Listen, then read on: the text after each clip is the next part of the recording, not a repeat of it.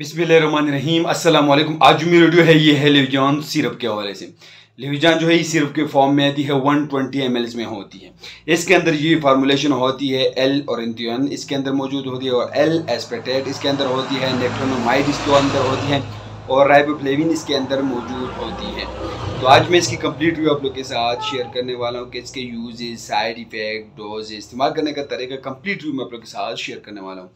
अगर अभी तक आप लोग ने हमारे चैनल को सब्सक्राइब नहीं की तो प्लीज़ हमारे चैनल को सब्सक्राइब करिए, साथ में लगे हुए बेल आइकन को जरूर प्रेस करें ताकि आने वाली वीडियो की नोटिफिकेशन जल्द से जल्द आप लोग तक पहुंच सके। तो चलो कोई टाइम वेस्ट के बगैर वीडियो को शुरू करते हैं।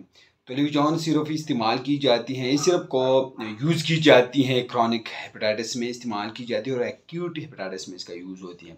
फैटी लिवर में इसका इस्तेमाल की जाती है, जॉइंटिस में इसका इस्तेमाल की जाती है। वो मरीज़ जिनके लिवर एंजाइम बढ़ जाती है, मतलब एलटी वगैरह, तो इनको कम करने के लिए इसका इस्तेमाल किया जाता है। जिगर के मसाले में इसकी इस्तेमाल की जाती हैं। ये जिगर के लिए एक मुफीद सिरप है। ये जिगर के अमराज में इस्तेमाल किया जाता है।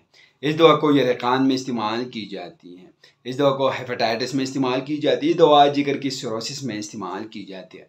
जिगर की गर्मी हो तो उस कंडीशन में इसका इस्तेमाल की जाती है। फील यरकान में इसका इस्तेमाल की जाती है। यरकान की वजह से जिगर की खराबी में इसका इस्तेमाल किया जाता है।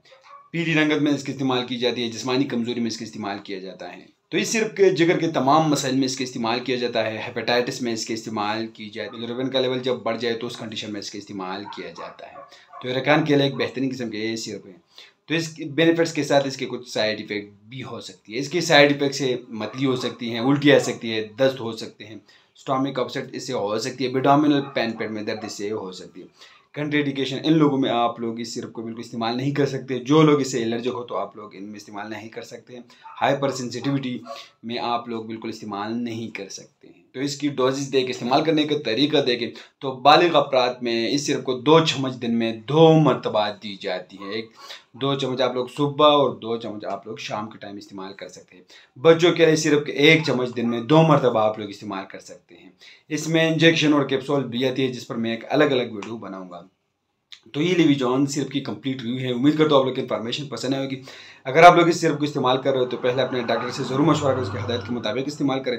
हम आप लोग ऐसे मालूमात इन्फॉर्मेटिव वीडियो बना रहे हैं, ये भी एक मालूमात इन्फॉर्मेटिव वीडियो है। तो आप लोग वीडियो कैसे लगे हमें कमेंट करें, हमारे वीडियो को लाइक करें, चैनल को सब्सक्राइब करें, हमारे फेसबुक पेज को लाइक करें, टिकटॉक अकाउंट को जरूर फॉलो करें। हमें इजाजत दीजिए। अल्लाह हाफिज़।